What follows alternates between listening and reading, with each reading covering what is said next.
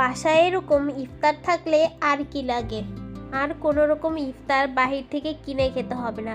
বাসায় তৈরি করুন এরকম একটি সহজ রেসিপি। আসসালামু আলাইকুম সবাইকে। আজ বানানো হচ্ছে বিফ কিমা কাবাব। তো প্রথমেই কড়াইতে পেঁয়াজ কুচি ভেজে নিচ্ছে, সাথে তেজপাতা দিয়েছে, এখন কাঁচামরিচ কুচি করে দিয়ে দিচ্ছে, এখন এতে আদা রসুন বাটা দিয়ে দিচ্ছে, দিয়ে ভালো করে ভেজে নিবে। এখন দিয়ে দিচ্ছে জিরার গুঁড়া, গরম মশলা গুঁড়া আর শাহি মশলা গুঁড়া, আর সাথে চিলি ফ্লেক্স আর সামান্য পরিমাণে মরিচের গুঁড়া। এখন এই মশলাগুলো দিয়ে সামান্য পরিমাণ পানি দিয়ে মশলাটাকে কিছুক্ষণ কষিয়ে নিবে, সাথে দিয়ে দিচ্ছে পরিমাণ মতো লবণ। এখন দিয়ে দিচ্ছে বিফ কিমাগুলো। আপনারা চাইলে বিফ কিমার বদলে চিকেন কিমাও দিতে পারেন, আমরা বিফ কিমা দিয়ে করছি। ভালো করে নেড়ে দিবে।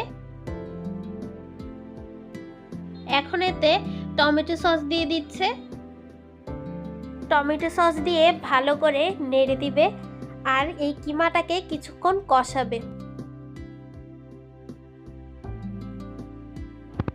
এখন এতে সামান্য পরিমাণ পানি দিয়ে দিচ্ছে কিমাটাকে সেদ্ধ করার জন্য। এখন ঢাকনা দিয়ে ঢেকে দিবে। কিছুক্ষণ পর ঢাকনা সরিয়ে ভালো করে নেড়ে দিবে। এখন আবার ঢাকনা দিয়ে ঢেকে দিবে। কিছুক্ষণ পর দেখা যাচ্ছে কিমার পানিটা শুকিয়ে এসেছে, অনেকটা ভাজা ভাজা হয়ে এসেছে। এখন এতে সিদ্ধ করে রাখা ম্যাশ করা আলু দিয়ে দিচ্ছে। আমরা যেহেতু ফ্রোজেন করব তাই কিমার সাথে আলুটাকে ভেজে নিচ্ছি। ভালো করে কিমার সাথে মিক্স করে ভাজা ভাজা করে নিতে হবে। ভাজা হয়ে গিয়েছে, এখন কিছুক্ষণ রেখে ঠান্ডা করে নিয়েছি।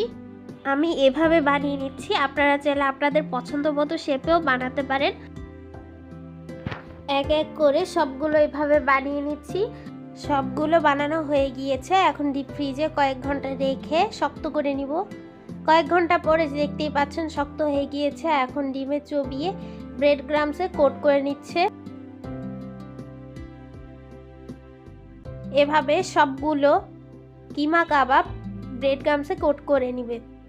সবগুলো কিমা কাবাব ব্রেড ক্রাম্বসে কোট করা হয়ে গিয়েছে। আপনারা চাইলে এভাবে যে কোনো এয়ারটাইট বক্সে 1 মাসেরও বেশি ফ্রোজেন করতে পারবেন।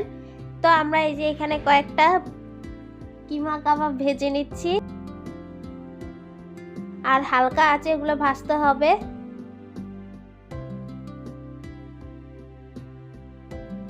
ভাজা হয়ে গিয়েছে, এখন সবগুলো নামিয়ে নিচ্ছে।